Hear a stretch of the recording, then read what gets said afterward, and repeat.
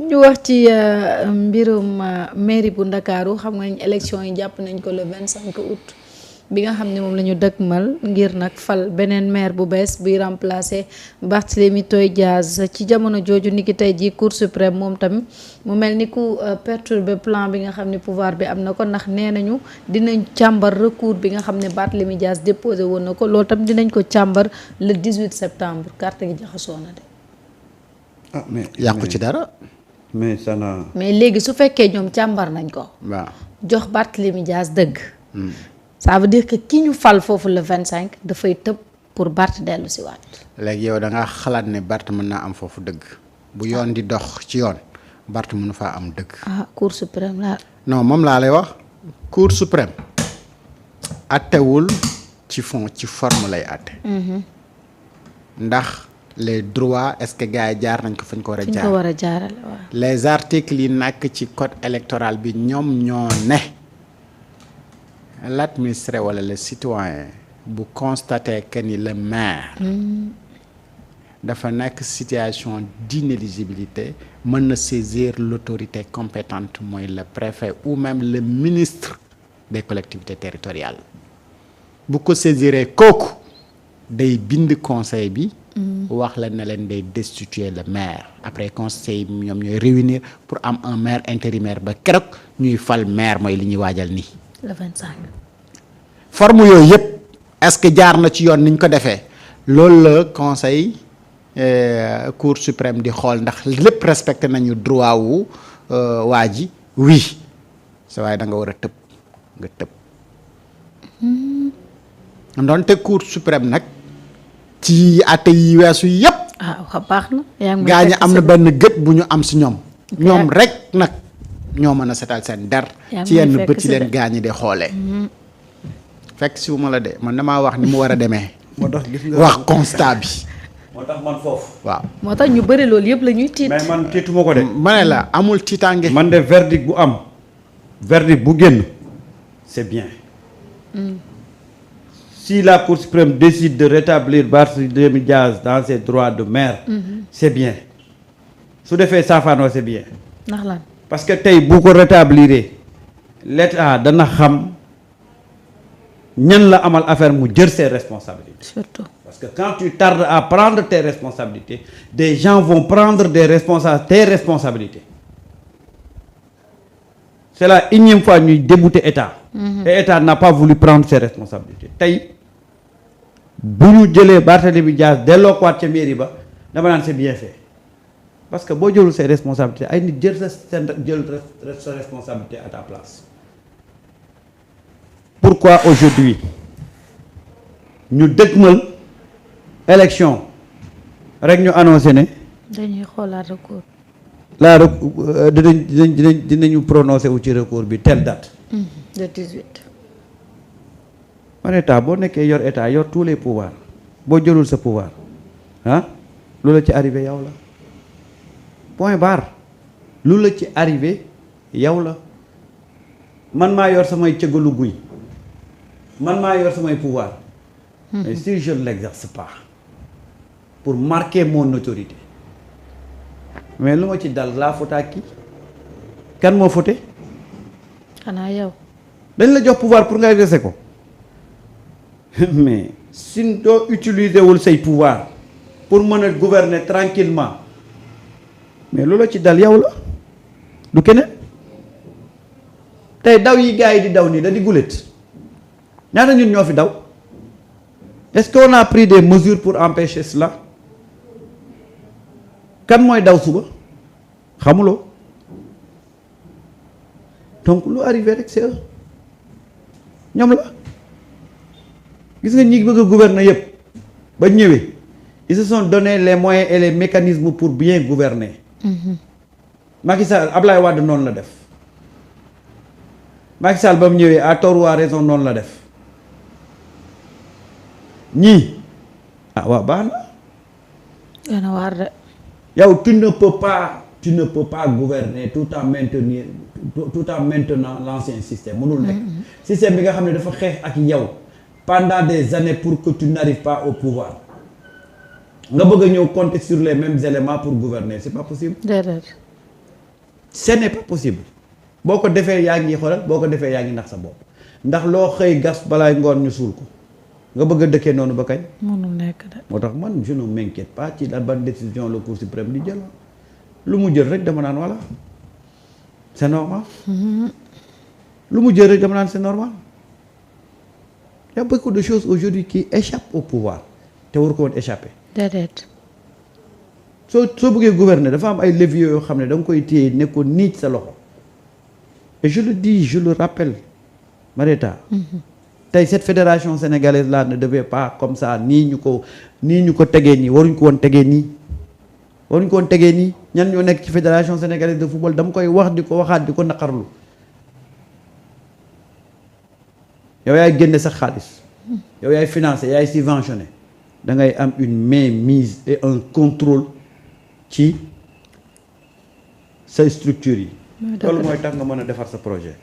normalement. waaw man lu génn rek. lu génn rek xaar nga ko. waaw lu génn rek xaar naa ko. waaw ñu jàppee ko noonu ñu xool mu ngoog. On verra bien. ana waa FMI yegg ci nañ. waa FMI yegg ci nañ. Marieta. nañu wax 3 bañ a nekk ci tappale. L29 bu code électoral bi daf ne. lu mu wax. article bi mu ngi préciser ne peut pas être inscrit sur les listes électorales. Les personnes condamnées à plus de 3 mois d'emprisonnement sans sursis, c'est-à-dire d'emprisonnement ferme, ou à une peine d'emprisonnement de plus de 6 mois avec sursis. maanaam bu ñu la tëjee lu ëpp 6 mois yu génn ak sursis. waaye article 31 L31 ak L32 bi également dafa préciser que ni ñi nga xamante ni dañ leen condamné pour crime, pour corruption, pour vol, pour trafic maanaam sama xel dem na ci ñoom ñii ñuy toppee corruption ak yooyu maanaam ñoom Ismaïla ak yooyu bu ñu demee bañ daanu ñu condamné leen ne dañuy coupable ñooñu dootuñu mën a bindu ci liste électorale yi. waaye dafa am article L155 ak L157 bi nga xamante ni dafa am ay conditions yu mu teg te yooyu moom si la gaañu sukkandiku pour destituer ki nga xamante ni moom mooy maire bi di Barthélémy Toye Dias donc moom Barthélémy Toye Dias mii nag L38 bi daf ne permet à tout candidat de constater la régularité des opérations électorales en adressant une requête au président du Conseil constitutionnel dans les délais prévus par la Constitution. mais fii nii dafay wax bu fekkee ni da nga nekk ci période électorale. mais article yi nga xamante ni moom mooy L31 bi ak L32 bi may citoyen bi bu fekkee ni dañu condamné kenn. mu dal di mën a dem réclamer à ce que ñu destituer ko est-ce que loolu respecté nañ ko wala respecté wuñ ko mooy li ma waxoon tout à l'heure et que loolu bu fekkee ni respecté nañ ko mais sa waay Barthélémy Toye Dias fan la mën a jëlee ndam maintenant nag en allant plus loin parce que dafa am beneen article wala beneen code boo nga xamante ni moom moo ëpp doole yii yëpp ñuy wax te loolu mu nga ca constitution bi mooy que ni le président de la République du Sénégal yii yëpp ko neexoon du ko ci fekk. il peut destituer tout simplement le maire ci yenn manquement grave yi nga xamante ni def na ko te loolu c'est dans la constitution c'est dans les articles comment jàppatuma carrément article bi et d'ailleurs booy xool Ismaïla Madior mos na ko évoqué ne yii yëpp ñuy jaari nii ak yooyu yëpp c'est juste pour respecter des procédures mais su nekkoon président de la République mu destituer ko en s'appuyant ci article boobu nga xamante ni mu ci la constitution sénégalaise te boobu moom moo féetee kaw bépp code ak article. donc tey recours bi nga xamante ni moom lañ lay wax ne la Barthélémy Toye Dias si la sukkandiku. pour dem attaquer ci décision boobu noonu. Cour suprême basé wul ci code électoral bi mais code des collectivités territoriales la basé wu. alors léegi nag xam nga dafa am booy jàng droit li ñu lay wax hiérarchie des normes. ana ban article moo xam nga conseil constitutionnel ak constitution bi moom moo nekk ci kaw. mooy charte ndeyu réew mi lu mu la may dara mun loo ko xañ. ci en matière élection code électoral bi moo ëpp doole code des collectivités territoriales. alors lu la code électoral bi xañ code des collectivités territoriales mënu la ko may. donc moom fa mu sukkandiku ci code ba mu sukkandiku du code bi nga xamante ni moom moo mën a daaneel code ba ko xañ. moo tax ma jàpp ne nag bu demee conseil cour suprême. mais tout simplement dañ koy wax ne ko mais lii moo ëpp doole lii. donc fii nga sukkandiku ni mënuñ fi sukkandiku ngir delloo la comme ni ko Samba waxee nag bu ñu dara mën a bett mais lu mënti am. ñu xam ne quelque part am na ku waroon jël responsabilité am jëlu ko. mais seen naa leen ci li nga xam ne moo jëm ci mbirum mairie bu Ndakaaru bi nga xam ne war nañu amal élection yi le 25 août. nga yaakaar ni defoon délégation spéciale gënutoon yomb quand même ci nouveau régime bi que li nga xam ni fa la ñu bëgg a dem muy ay élection te mën nañoo. mais lu ne nag dafa am yoon. tabbi foofu. waaw lu ne nag dafa am yoon. waaw fii c'est un maire qui a été destitué. dañ ne la bu ñu ko destitué donc conseil bi day réunir pour mu am un intérimaire ci benn durée ñu fal un nouveau maire mais bu fekkee ne dafa am délégation spéciale parce que dañuy constater ne dans sa gestion am na yoo xamante ni des manquements la et puis état central bi gis ne maire bi dañ ko fi war a jëlee def li ñu def délégation spéciale ñu jëlee ko fa jël benn administrateur.